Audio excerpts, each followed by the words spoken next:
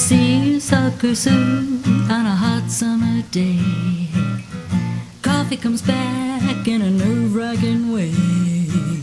The dishes and laundry take the garbage out. What a day, what a day, what a day. Kids got their quizzes and I... Well, welcome to Schenectady today in and around the Capital Region. We're so happy that you're joining us today. We've got a great lineup. You're going to hear about a great play coming up, but let me tell you who's on the show. We're going to be starting out with the Animal Protective Foundation. From there, we're going over to Albany for Cap Rep and learn about what they're doing for their Christmas production. And then we're coming back to Schenectady and going to My Sci and learning about the trains, toys, and all of their exhibits over there. It's an amazing museum. And then we're going to be staying right here in Schenectady talking about the Story Circle at Proctor's. And they have their celebration, their 23rd annual celebration coming up. Then we're going over to talk about Crossroads Center for Children. This is the first time they've been on our show, so we'll learn a little bit more about what they're doing. And then we'll be talking about Proctor's with their historical committee, but we will be talking about a number of other things, including the German Club in Octavo as well. So we got a great lineup today. Stay tuned. Oh, the breaks today. We went to a house party a while back, and there was a singer from Africa, and she performed at a house party. So we're going to show that some of that footage. She was very good, and I just wanted to share that as well. But we're going to start right now with, oh, Penny, come on over here, Penny. Oh, there she is, Penny. She? Yeah, of course, yeah. Well, you never know. But anyway, we're talking with both Kathy Snowden and Brittany Desmond, and they're going to talk about the Canine Academy at the Animal Protective Foundation. So, who's the trainer? Kathy is our trainer. Yes. She teaches several classes. And you trained Penny? We did, yeah. She did. Penny She was trained in puppy. Penny when she was a puppy. Yeah. And we do puppy. You trained her to eat. That's right. We just keep feeding. Well, but do you use food as a reward? Yes, we do. It's positive reinforcement, and we do use treats to get them to do what we need them to do. And of course, you want to wean off after a while, but that's how you start out the training. Do you use vocal or hand signals? Both. Both. Okay, We good. can do both, yes. Yeah. And who is eligible for this Canine Academy? And do they get a diploma at the end? They do get a diploma. They are eligible. The puppies can come in right up until 5 months, okay? But after 5 months and up, we ask that they be spayed or neutered in order to do the Canine Academy. Okay. And obviously it's, you know, we're an animal shelter, so we want that spaying and neutering to happen. Spaying and neutering Yes. is essential, And because I saw the numbers. If you have a cat, and you know how many, and you got 50,000 at the end or something like that. It's incredible. Yeah. And the concentration of a dog that is possibly going into heat and the owner doesn't know it, or you know, they can't concentrate. You know, they're thinking of other things. Some other things yes. they got on their mind, whether they know it or not. Yes, so it helps with training. Yeah, absolutely. Absolutely. Well, I must say that I had a dog that I got from the animal shelter that flunked. Oh no. Yeah, well, he's a beagle. Oh well. What can I say? Beagles have a mind of their own. They just don't. The nose. The nose. That was Yes. the problem. Was his We nose. do have a class for nosy dogs, and it helps them scent out things for you. Okay. Yeah, that's a class that we have during the winter. It's a 4-week course, something to do with your dog during the winter, and it's a lot of fun for them because they use their God-given talent. Yeah, you know? yeah. It's an amazing. I just spoke with someone yesterday, or Sunday it was, and talking about guide dogs and service dogs. We've talked about that. And one of the things someone asked, well, do they know when they're on duty? And they said yes, because they have a jacket on and they know they're on duty. Yes, certain equipment that they wear makes them like, they know when to perform. So do you train any for guide or any of We that don't, type? Yeah. no. We do puppy. That's a special training. It is. Yes, it is. Yeah. To do that. So do they, suppose I have a dog, not my beagle because my beagle's gone now, but I have a dog that is incorrigible and I need to get him trained. Yes. I need to be able to work with my dog because you're doing it with your dog, That correct? is absolutely So correct. we sign up for a class. Are they ongoing, or do we have to sign up? They're ongoing. They start every 6 weeks. Yeah, every 6 weeks. Yep. Okay. Yeah. And then do they go for 6 weeks then for the course? Yes. Okay. And at the end, what would I expect that my dog will be able to do? All the basic commands in 101, sits, down, stays, come, wait, leave it, all those loose leash walking. Yep.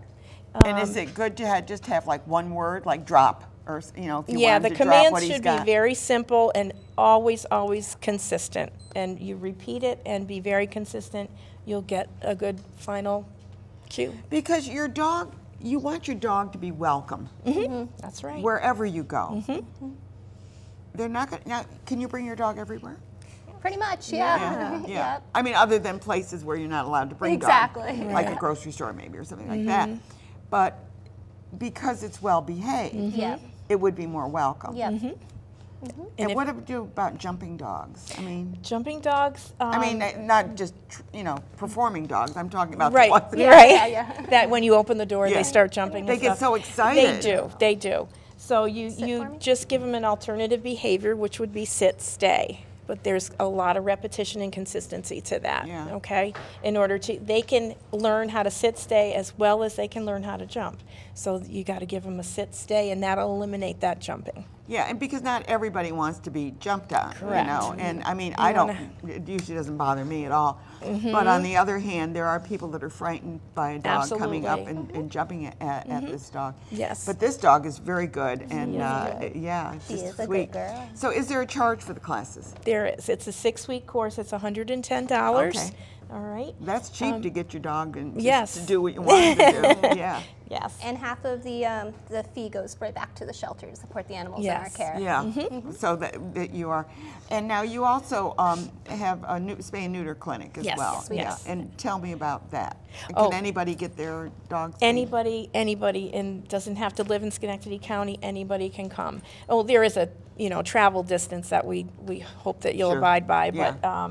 But yes, so it's very important to get them spayed and neutered, and we've done since 2005 17,000 surgeries. Boy, Our that's vet- probably, if you can multiply that by about 5, that's how many babies didn't show up. You prevent 55 births for every spay or neuter, Right. so we've actually prevented 1 million births. Yes, That's amazing. it's astounding. It's Yeah, I've always wonderful. had animals spayed and neutered. Usually I get them from the Animal Protective Foundation, so they're already spayed and neutered. Yes, that's correct. But yes. it's important to know that you're not creating more of a problem with animals. And what do you have now up for adoption? Oh, we've got lots of nice dogs. We do. Dogs yeah. and cats? Both. Oh, Oh, yep, both, and yes. we've got cats Yeah. and kittens. Yeah. And would you? I always bring this up. Don't surprise anybody with a gift of an animal Right. That's for the correct. holidays, unless they're prepared for it. Right? Correct. An animal is a huge commitment, and not something you can spring on somebody. But Yeah. if you'd like to buy a gift certificate and that person Right. can decide how to use it, we do offer those during the holidays. Well, see, now that's good to know. I did not know Absolutely. that. Yes. So get a gift certificate. Gift certificate, right. and it can be used for Mrs. Beasley's, which is our pet supplies. It could be used for Canine Academy, and it could be used for adoption fees. So it can be used for anything really that you have there. Just Okay, about. great. Absolutely. So we've been talking with 2 of our guests. They've been on the show before, Kathy Snowden and also Brittany Desmond. And Penny, of course, is with us. How exciting to have Penny with us.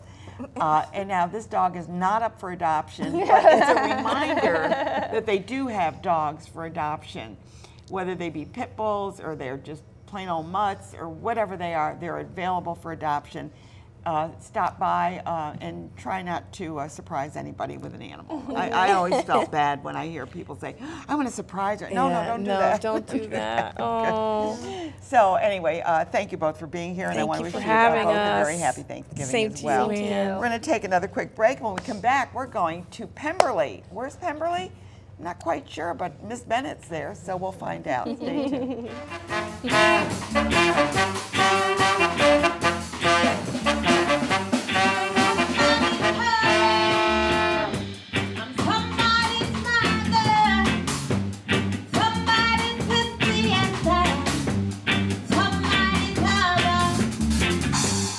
You don't know me. You cannot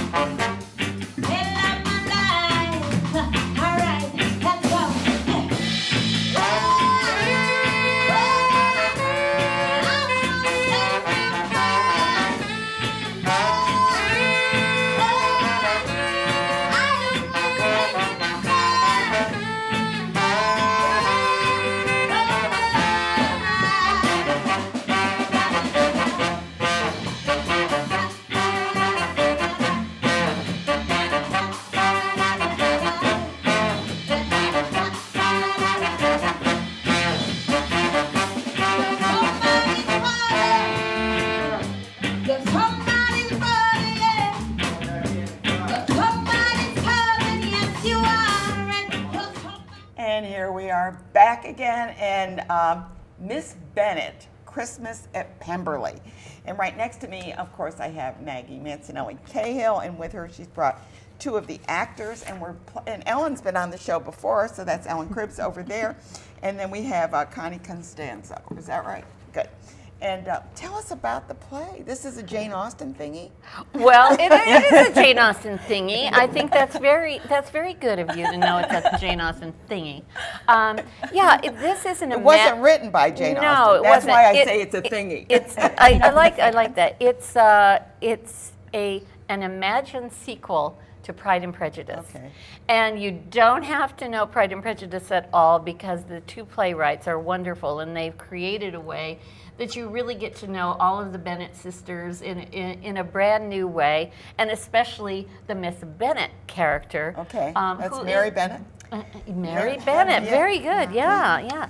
Well, you know, in Pride and Prejudice, the two beautiful older sisters get married.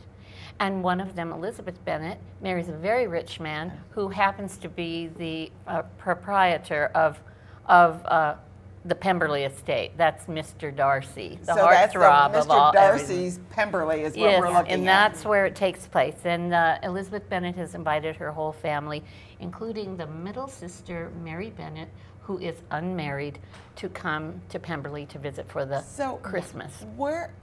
So what kind of a play is this? Is this like family and conflict, or I mean, tell me more about it. Is this going to be one of those things where the whole family gets together and everything unravels? Classified as a comedy. Yes. But it's very warming. It's got so much charm and wit to it.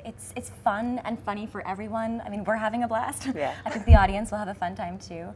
But yeah, it's very touching as well. It has quite a bit of depth to it too. Yeah. It's a very, very wonderfully warm play to see at the holidays. And the way that I like to describe it, and this is why I love Jane Austen, I'm a huge Jane Austen fan, is that the right people end up getting married at the end of Jane Austen's novels, and that's what happens in this play. And you really root for the people who seem so unlikely at first to have happiness. Are they gonna make it? And they finally do at the end, you know. So I love the way that the playwrights have done that. And there's a lot of music in the play. There's and don't tell me they all play musical instruments, because you do that all the time, and it's amazing when you do that. Well, I've left the cast free to not play musical instruments, except two of them. Oh, I knew that. So there is a live piano and violinist in the show that do all of the transitions and everything. Yeah. And Ellen, although she's the sweetest thing in the world, she does kind of play the bad guy. Yeah. Well, you know what? You have to have some conflict along the way. A Thanks play. You don't want everybody to be so happy you'd be watching a cartoon then. Right, that's right. It wouldn't be like real life, right? No, really. Yeah.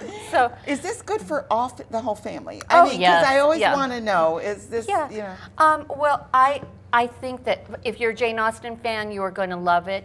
If you love romance, you are going to You're really love it. Oh, yeah. You're going to really love it.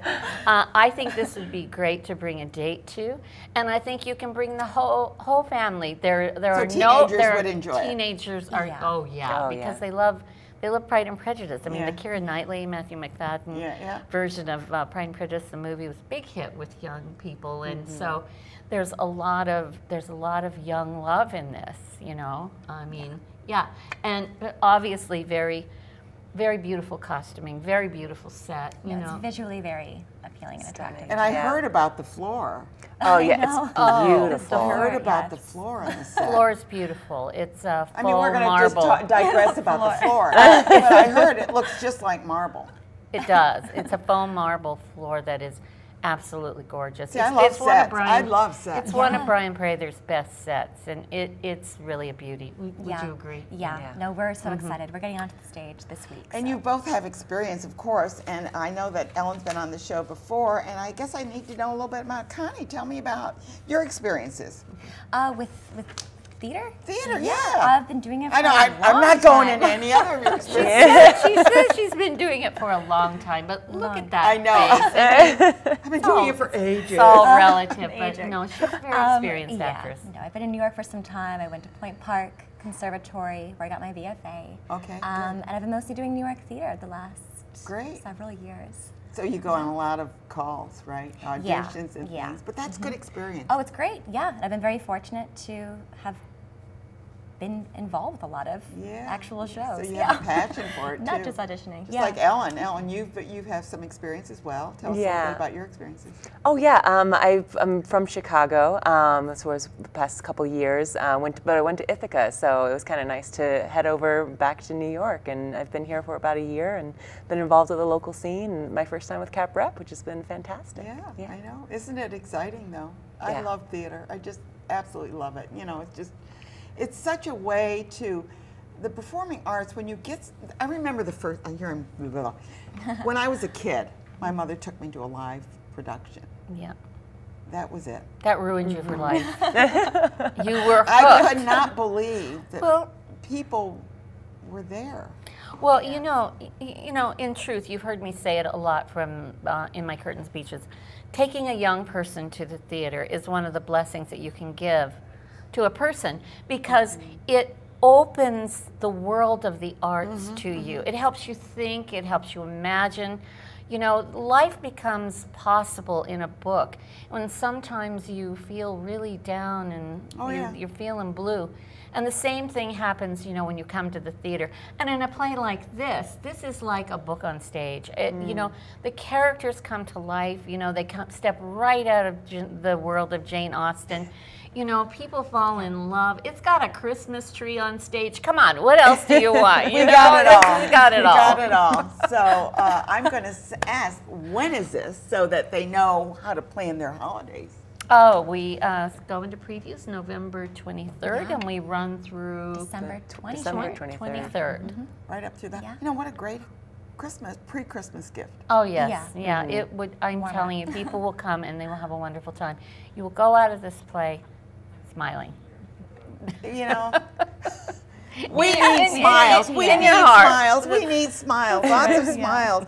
The holiday season always is one that kind of gets you excited and happy, but for some people, they need that little extra to going to a play that kind of gives them hope in seeing the actors on stage. So, you know, no matter how you feel about the holidays, whether they bring you down or they bring you up, come and see a play. Yeah. You're going to be up. Yeah, you're going to be up. You're going to be in a room with a lot of people who are very nice. It's a social experience. You end up thinking life is good. Going to have any special drinks? And, you know, that's for when we're off camera. Well, sometimes they have really special drinks for, you know. I understand they're making some kind of Jane Austen concoction. Yes. Okay, good. See, so you can even be at Pemberley without being at Pemberley. There right? you go. Exactly. That's right. Yes. Miss Bennett, Christmas at Pemberley, but it's really at Cap Rep, and they're located at 111 North Pearl. Is that right? North Pearl. Go over to Albany, and you got a new house coming up, right? New location. Well, we're raising money. We are going to be moving our theater, but not until 2020. So everybody come to Capitol Rep for a while. You'll remember where to park, so it's good enough. Right. So nice to meet you both. Nice to meet you, Connie. Yeah, first time. Ellen, I met you before, and of course I know Maggie very well. So please support the arts. The arts are so important in our community. It is an engine. Remember that, it's an engine in our community. So we're going to keep that engine rolling. That's right. Yes. Good. We're going to take a quick break, and when we come back, we are going to be talking about my side, another engine going on, and we're going to be talking about the trains. I guess that is a transition. Yeah, good. Stay tuned.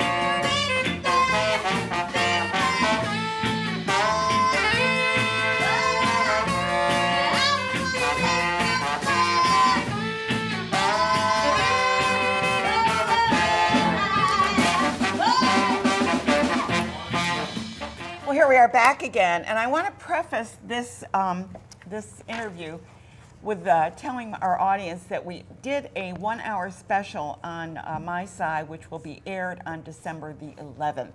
It's an entire show based at My Side. You'll get to see everything, except you won't see the trains. But we're going to talk about the trains. Yes. What's going on? Well, we just started setting up the layout yesterday, and the trains start running, I believe, the 28th year on November 23rd. And who sets them up? Well, it's a combination of the staff and the Upstate Train Associates organization that originally founded the layout in 1991. It's an amazing layout. Yes. I think we had some photos there. At least I tried to pull up some photos, or you sent some, I think. There it is. Okay, I mean, so this is not just a little thing that runs around a Christmas tree. Oh, no. Why don't you explain what we're looking at right there? Oh, no. This is about 500 square feet, so it's 19 by 27. And that's kind of the industrial area where there's some working hands-on pieces. It's kind of arranged in different zones. Looks like there's a carnival or a park down at the bottom there. Yep, there's a little amusement zone and that kind of sandwiched in between the two industrial zones. And then kind of next to the carnival rides, there's another area with some interactive type pieces. And what's really fun is when you go there, you can walk around this, and it's like walking into different parts of cities and countryside. And yes, yep. And ultimately, as we continue the layout for generations to come, hopefully, we also we want to add, and it's actually a little hard to add to the layout without making major structural changes to it, but we do want to kind of reflect more of our community in it. Oh, that would be good. So you have town hall, city hall in there? Yeah. Eventually? Eventually. One of the things we're talking about through the magic of 3D printing is maybe working with a local college and actually getting some of the historical buildings recreated. What a great idea that is. Yep. That would be terrific. Yeah, but for this year, we're still going with the classic Lionel and Marx buildings, some of which date back to the 40s and 50s. So what size train do you have? Because there's different size trains. Yep, there's different size trains. We mostly have O gauge there, and those are some of the larger trains. The O gauge, which does make the modeling a little bit more challenging. A lot of people that do the modeling use smaller. I think the end gauge that are like that, so that when you recreate the buildings, they don't have to be that big. Yeah. That's smart. Yeah, and we're looking to get some new locomotives this year. So the locomotives get used 5 or 6 hours a day, so they wear out over time. So you have to replace them. So we're working on replacing some of those, and I will say if anyone has some spare locomotives that are been kind of gently used and are still in pretty good shape. So what you're saying is you will take donations of trains? Yes. Approved trains. Right. I don't want to, Right. If they walk in with a bushel with a whole pile of stuff, you might have to go through it. I don't know, so to speak. Yeah.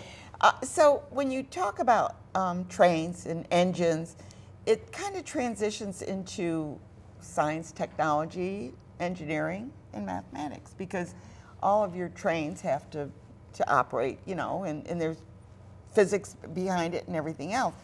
So I know that you do some classes and you do try and do STEM work with kids. So what's coming up? Yep. Yeah. So with the classes, the December break week, there's always, I believe, full day classes, and there'll be some train related classes there. Yeah. Well, anything to do with science and technology. Oh right? yes. Yep. And it's also with the trains, and important to kind of tie in with the legacy of the American Locomotive Company and the New York Central that both employed thousands across the region. They did. And made a lot of great inventions that helped the train industry. But you have the toy exhibit as well, and part of your toy exhibit, which I've been through, has to do with just dropped my mic. Has to do with the physics, or I guess it's physics, because you're looking at pulleys and you're in that type of thing. they're not, some are electronics, but basically they're mechanical. So at least the early toys were mechanical. And your exhibit kind of shows some of that. Yeah, oh yeah, pulleys and levers and cams, and actually a lot of the things that go into trains, you'd also find in a toy. Yeah. So it's great to be able to make that parallel, and still get used in a lot of toys today. Yeah, and the toy exhibit is really quite good, and I bet you had fun putting that one together. Oh yes, yeah. Had a lot of fun setting that up and working with Daniel Fay from Sassy Satellite over the last year. And I see his store is opening up across from the library. Yeah, or at least I saw his sign in the window. Oh yeah, he's working on it. You know, like any good construction project, it's taking longer than expected. Yeah. And Daniel will be doing gallery tours this week. He's got one. Oh, you mean if so you could go with him? Yes. Yeah. Yes, and hear all his great insight into his toys, and kind of sharing his passion with people. So one of them is Thursday night at 6:30. The museum's open every Thursday night now until 8 o'clock. Also for the observatory-related activities. And then Saturday at 11 a.m. he's going to be giving another tour. Yeah, and I understand you're going to start with your lecture series too. That's coming up.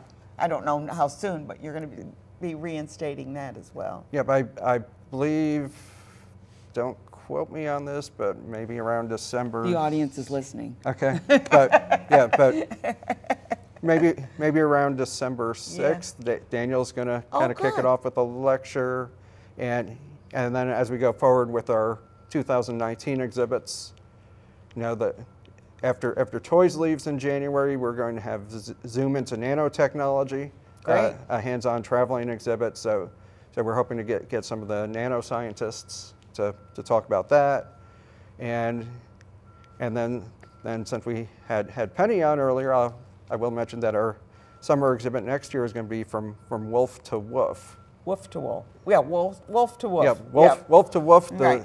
The story of dogs, kind of about the evolution of dogs and how dogs help us and how we can help dogs. Yeah, and how it happened. Yes. What an exciting exhibit that will be. I'm sure you'll get a lot of attention on that one as well. Already planning some great programs for that. I'm sure, and the Nano exhibit will be really fascinating as well. And I hope that you include the seeing eye dogs and all of the work dogs and the absolutely. Yeah, that would be great too. And hoping to have some clinics, and who knows, maybe we'll be able to set up an agility station. Wouldn't that be cool? Maybe a little adoption night too. Who knows? Yes. Here, we're working on a program here. Yep. So, Chris Hunter, he's the Vice President of Collections and Exhibitions. He is probably one of the most knowledgeable people in this city about history, technology. He is an amazing man. I can say it. He doesn't have to say it, but I will say it because I know it. I know that's true. We're going to take a quick break. And I can't wait to see your trains again. I love the trains exhibit. We're going to take a break coming up, and then we're going to come back, and we're going to be talking about Telebration. What's Telebration? You'll find out from Kate Dunning. Stay tuned.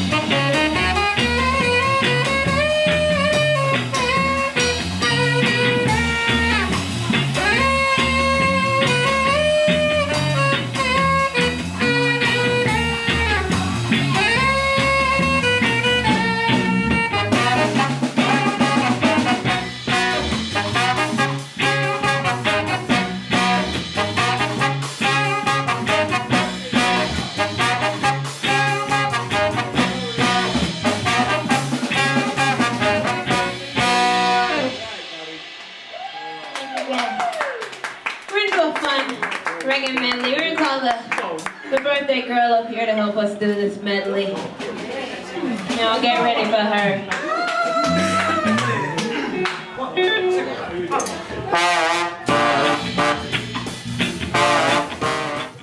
And here we are back again, and my favorite storyteller, Kate Dudding. She's on the show, and she always has a great story. I didn't even ask her this time. Last time she told me, and I got the wrong person, if you remember that. It was, you know, they were both pretty prominent women. Right. So okay, and they were remember at the same, same time period. So I kind of messed up. So I didn't even ask her because I don't want to make a mistake this time. So they're having the 23rd, I believe, celebration. No, the 18th. It's our 23rd celebration, but it's on the 18th. Oh, yeah. I'm sorry. That's okay. So kind of get those numbers straight. 23rd celebration, but it's on the 18th, which happens to be a Sunday. So tell us about who we'll see there. Well, you'll see 9 different tellers telling 8 different stories. So we have tandem storytellers this year. Tandem? Yes. Okay. And there will be a whole gamut of stories, some personal stories, all the way to a Norse myth. The Norse.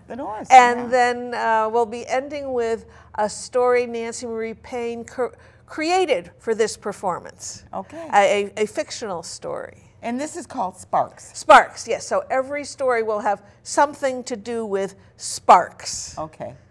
You mean like in It could be fire. It could be sparking an idea. Oh, okay. So sparks. I like that. Incendiary, Yeah, good. Okay, or sparkle. Or sparkle. That's the name of the last story. Oh, I didn't even know that. Good. So are you going to give us an example of a story? Yes, I am. I have a spark story. Okay, good. Let's do it. Okay. What are you going to do about it? 16-year-old Barbara Johns couldn't believe her teacher had said that. Barbara had just poured out her heart to her. Barbara had said, "It isn't fair. Our black high school was built for 200, and now we have 450 students. Those tar paper shacks they put up to help, they're useless. It's so cold in the winter we have to wear coats. It's hot in the summer, and it leaks when it's raining. Can you imagine trying to take an exam while holding up an umbrella? And our books are a disgrace. They're the discards from the white high school. It's not fair." And all her teacher did was say, "What are you going to do about it?" Barbara left, furious. But that question stayed with her, and it sparked her into action. This was the fall of 1950 in rural Farmville, Virginia. By that spring, Barbara had come up with an idea, had gotten students to help her. And so on April 23rd, 16-year-old Barbara Johns led a 2-week all-school walkout from the black high school, hoping to force the Board of Education to finally build a new black high school and buy new books. When the Board of Education did nothing, Barbara persuaded the NAACP to file a lawsuit on behalf of the Farmville students and their parents, demanding integrated schools so that they would get an equal education. Of course, that first lawsuit was rejected by the first set of courts. But when the NAACP was preparing to appeal that case to the Supreme Court, they bound it together with 4 other similar cases. And together, those 5 cases became known as Brown versus Board of Education.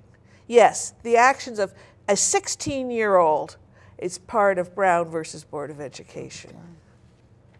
Now, of course, in 1954, when the Supreme Court ruled in favor of Barbara Johns and all the others, the African Americans in Farmville celebrated. But there were some sparks that were happening because of that decision. First, one weekend when the Johns family was out of town, their house was burned to the ground.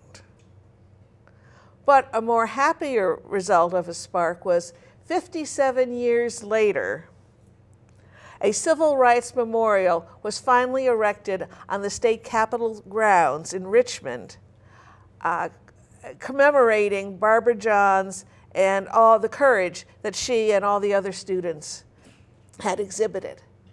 And then, 67 years later, this past spring, April 23rd, became a new holiday in the state of Virginia, and it's called Barbara Johns Day. I'm sure her teacher never expected all of that to happen when she asked Barbara, "What are you going to do about it?"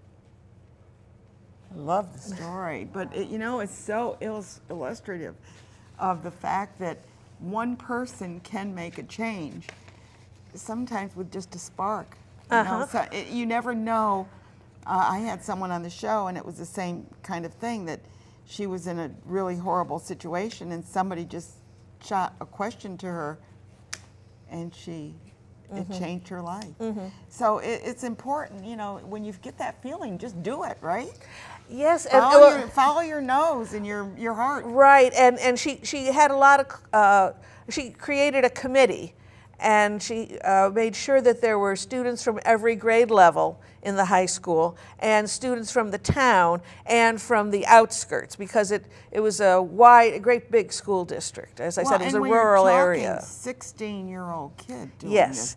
That's the incredible thing. And the NAACP, the first time she talked to them, they said, "Now that's very good what you've done. Now, and now you can go. You've made your point. Go back into school." And she said, "No."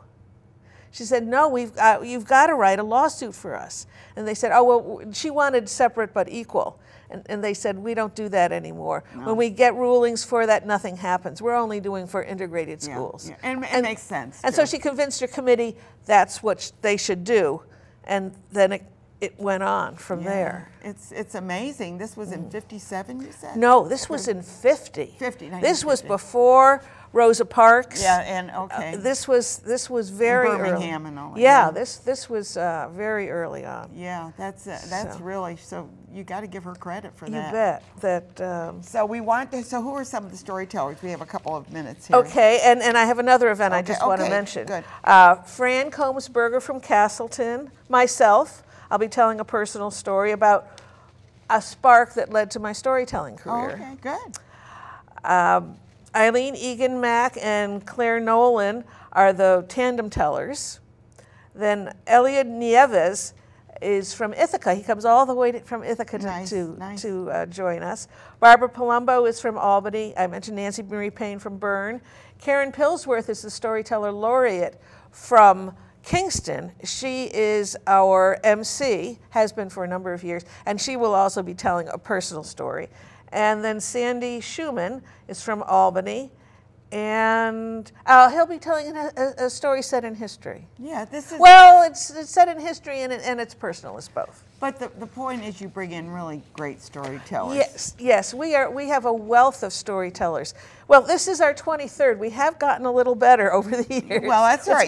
You kind of hone in your things. Now, this is at 3:30. And it will be at the GE Theater. Correct. No food involved, just the performance. Well, there'll be refreshments. Refreshments, okay, mostly homemade refreshments. Sometimes you do the dinners too. Right, yeah. not anymore. We're on a hiatus for that. You're on a hiatus, okay, yes. Good. But we'd also like to invite people to come to our monthly meeting in December, Wednesday, December 19th, 6:15 at the Delaware branch of the Albany Public Library. This is the 13th time we've done same story, different voice. This is the first public performance, but we'll have 4 tellers taking a different attack on the story Beauty and the Beast. Good. Can you leave that with me? Yes. And I will scan that in and put it on our Facebook page. I like to go to my Facebook page if you want to find out about all these guests, because all the information that I receive from the guests will go on our Facebook page. So thanks so much, Kate. Thank you for having me once again. Have a happy Thanksgiving as you well. You too. We're going to take a quick break, and when we come back, we're going to be talking about Crossroads Center for Children. I was just recently learned about that, so we're going to tell you about it next. Stay tuned.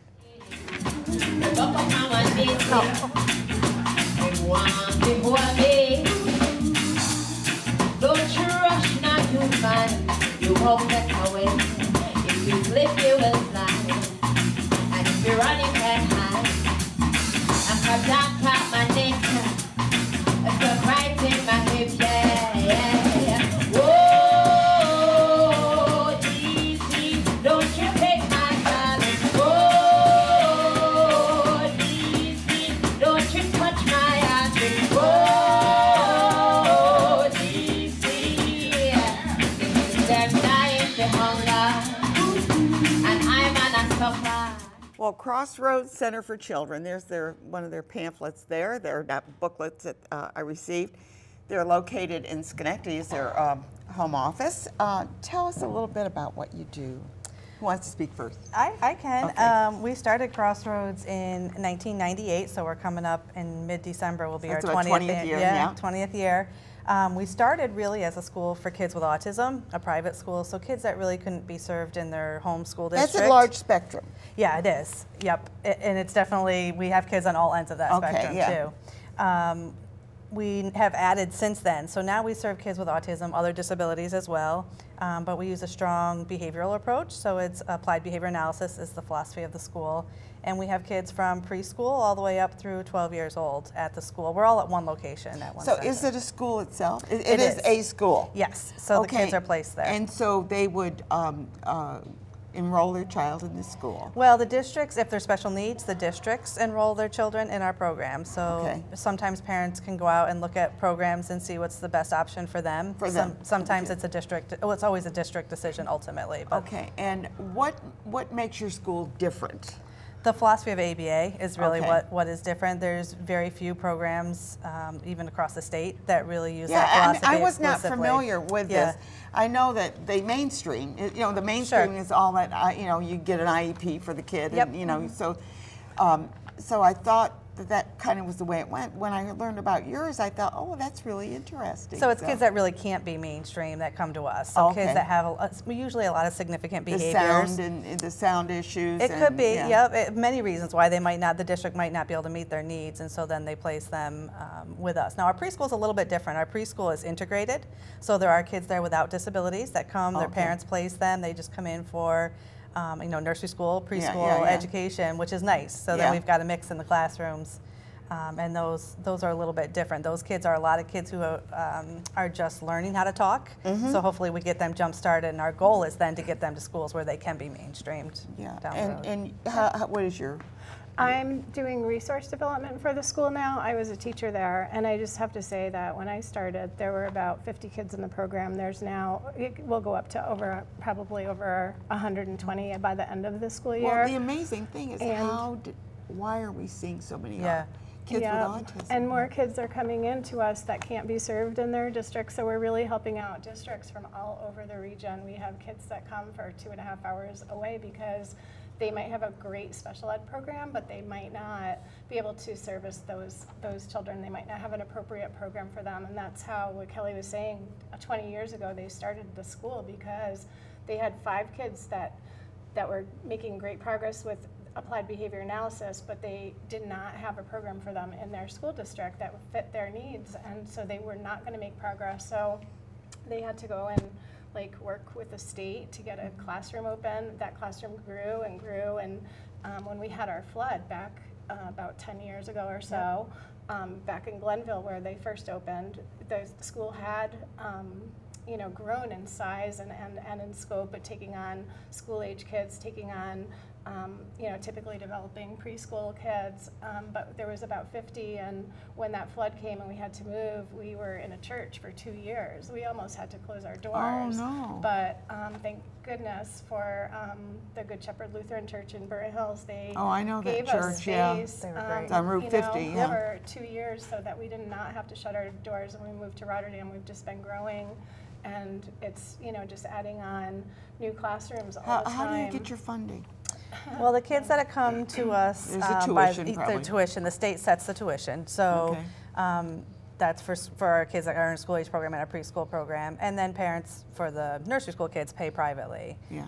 But it's a lot of cost. So we, not only do we have the teachers. teachers. You're paying for your teachers. You're paying for your space and everything. Exactly. And the level of services that the kids get at our school are so high, and the tuition reimbursements don't even really make I it. can imagine. So fundraising is a really big You're part. a nonprofit. What do you expect? Yeah, exactly. So we do grant writing, we do a lot of fundraising and donations, and we hope that people just hearing about us will want to help. And you are having a Giving Day, aren't you? Tell us about that. So Giving Tuesday started, you've probably heard of it. It's a big deal now. It's a global movement initiative, to try to, you have Thanksgiving and Black Friday and Small Business Saturday, Cyber Monday.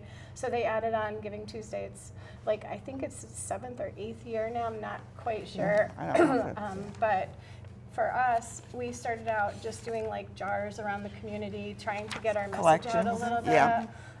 And little by little, we're trying to do it as a giving day that we're giving back outside of our own walls a little bit too. So this year, it's going to be kind of really It's on the 27th. It's the same day for everyone. All of your nonprofits that were in here today are probably doing something for Giving Tuesday. Everyone wants donations. It's like the hashtag Giving Tuesday, hashtag New York Gives Day. And we all, need the community support. So, but for us at Crossroads, what we're doing this year, which is really cool, is we're having in some volunteers that are coming in to help us. We have a dog who is a certified, by the Therapy Dogs International, who has come to visit us in the past. We're just talking about trying to get that information out. And he'll come and visit. Then we have a pig that people know as Albert Iron Swine. You might have heard of him. I love that. He's certified by whatever organization. Yeah. And she's going to be bringing the pig in, Albert. We have Dance Fire Studio in Niskayuna is going to come, and they're going to do a they're dance. terrific. They're I know great. them. Yes, I know that's them. where I met you. O'Connor, in person. And then we also we're going to do a footprint sensory shaving cream and paint thing where we make our footprint, where we make our cards when we get grants. We like to thank people really in a personal way from the kids. This is cool. So we have 4 different, was there something else? Might be missing. I don't know if I have anything. You keep talking, but I don't think you sent me any. any. We had a musician you didn't send me any of that, so I don't have it. He went and got a job, so he can't come anymore, but it's okay. We're going to have a great day. Steph Q is going to come, and they're going to take donations. We invite people to come in, but they can go to our website as well. So this is at the school? Yes. Yeah, so we're doing all this for the kids and their families, and we hope that the parents can come in that day and do something fun with their child right at our school. Yeah. Which they come all the time. We have an open door policy for our parents, but this will be that says a lot when you have an open door policy. Sometimes it's hard for some of our kids to go out and interact with the dog or go to a dance thing. So getting the parents to come in, giving them something special. And I know that even some theaters try now to have the sound thing, so the kids don't, Yeah, the sensory days, which is great. I think our idea for Giving Tuesday is, we would love for people to come in and make a donation, but to increase the awareness and bring the community involved, and also to know that we also would be happy for New York Gives Day or Giving Tuesday for people to give their time, and we're always looking for volunteers as well. Vicki works closely with our volunteers. Some work after school and do some prep, and they don't really have to interact with the kids. We have some that come in and are right in the classroom, so do a reading time, and those are really important to us. So new exposure for our students, but also extra hands is always helpful with our kids. I know that Angelo of Santa Barbara is very instrumental in trying to keep this at the forefront, letting people know what autism is. He has a son, and Michael, So and Angelo doesn't mind that we share confidential information, but he enjoys it, I think, to let people know, because his son was one of our. He was actually my student. I didn't know that. Yeah, but I know Michael and stuff. Yeah, and I know Angelo. He doesn't mind us sharing that information with people. And Angelo's a big supporter of He's a very big supporter. They do the Duck Derby, right? Yeah, raise some money. So. That was for the Autism Society. He was our gala speaker along with Mary Beth Walsh. Both of them are both ex-parents and both very supportive of what No, he's very public about it. Yeah, I'm not saying anything out of school. I know. So because I know him, and he's the first one to say something about it. So we hope that your Giving Day is a huge success. And not only that, but the point is, go find out what they are doing. Maybe you know somebody that, it seems like everybody's family is touched by this somehow. Exactly. And of course we can't figure out exactly why their autism is on the rise, but we'll probably figure it out someday. Someday, Yes, and hopefully. you should come see our school. I will. I plan. It's the 27th. I'm going to mark it on my calendar. We're going to take a quick break, and when we come, happy Thanksgiving. Thank you so much.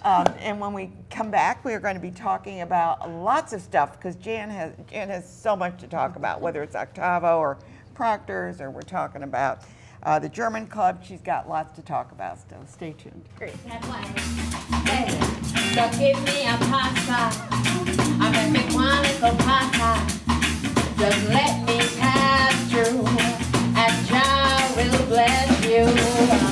Oh, DC, don't you take my calling. Oh, DC, don't you touch my ashes. Oh, DC, don't you take my calling. Oh, DC, yeah. The time is right. What do you expect me to do when I go off and I go off? All I can do is hustle.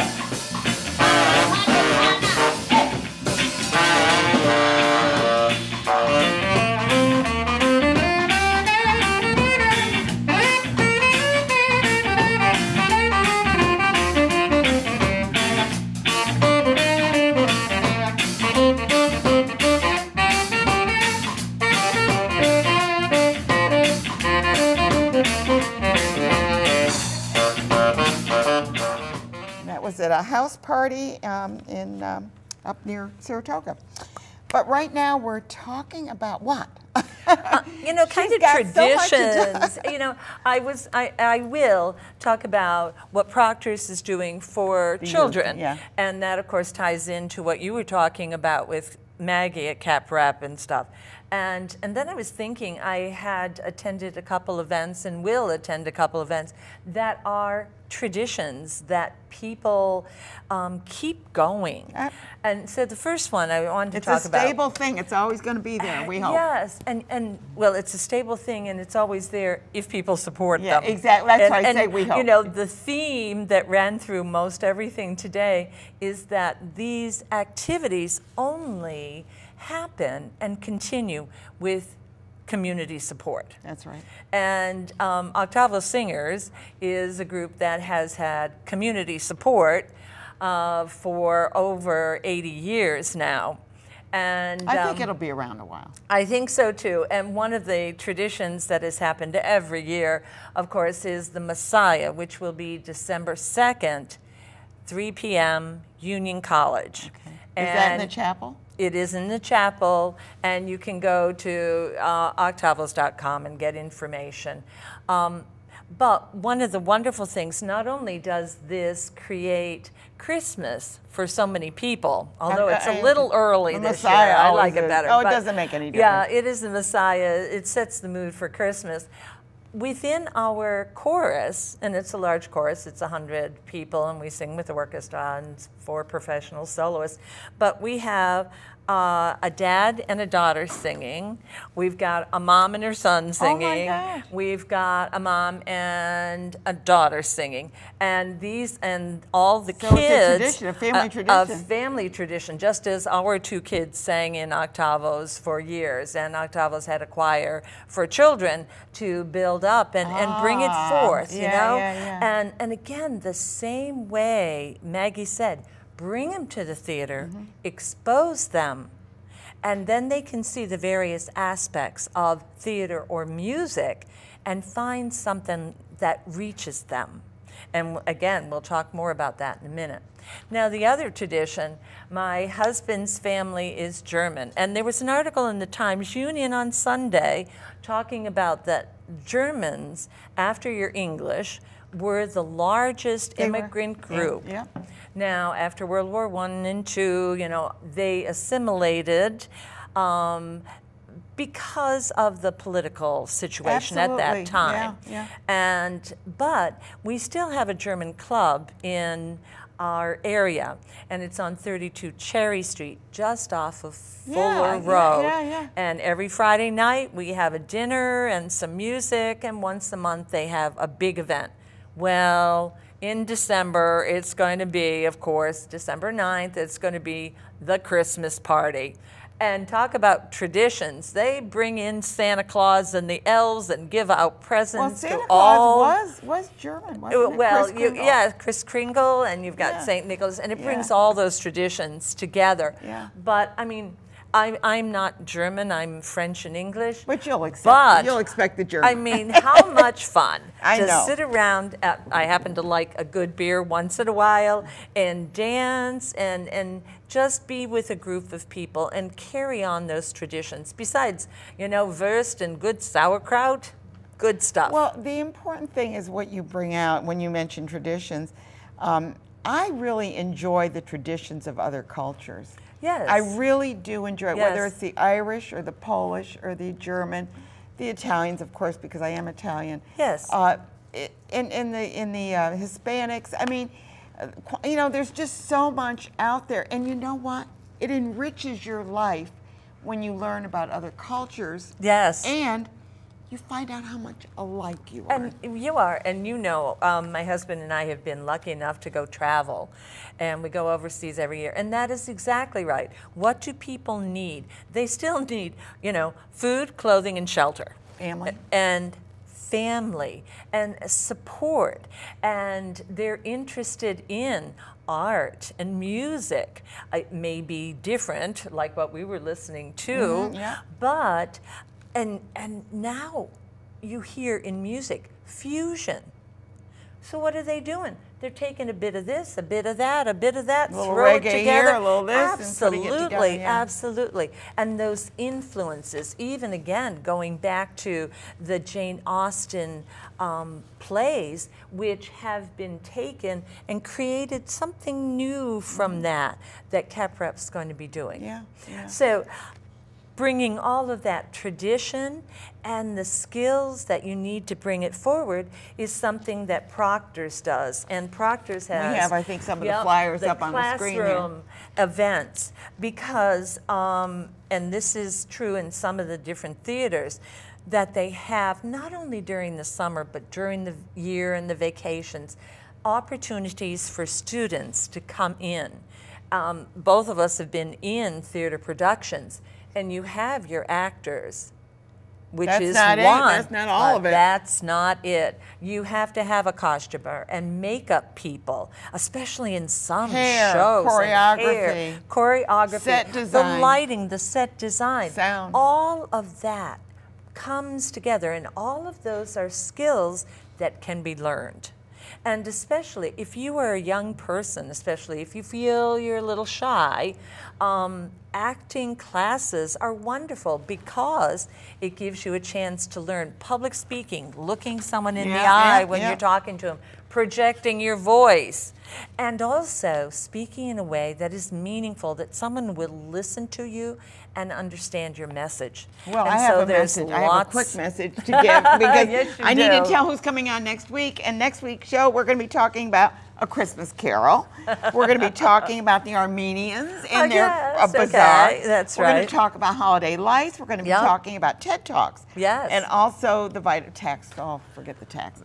We got taxes to talk about. Well, those are a tradition too, long-standing tradition. But you know? You're absolutely right when you say that theater really does offer so many. You know, when people talk about theater as being the arts, but there's so much behind the arts. Oh it's not just what's on stage. And if you look at plays, I'm surprised somebody will probably write that story. Well, there is that story. Someone may put it into play form, as we heard from Kate. So the plays and the writings, what we see as theater, it is us. You know, it is people. It is our traditions moving forward and exposed to others. Support the arts. Go to a play this season. Go to Cap-Grap, go to Proctor. I don't care where you go, but go see something. Go to Octavo's. Octavo's too. And you know what? Stop by the German Club and have a beer. Oh, yes. Thank you for watching Schenectady today in and around the Capital Region.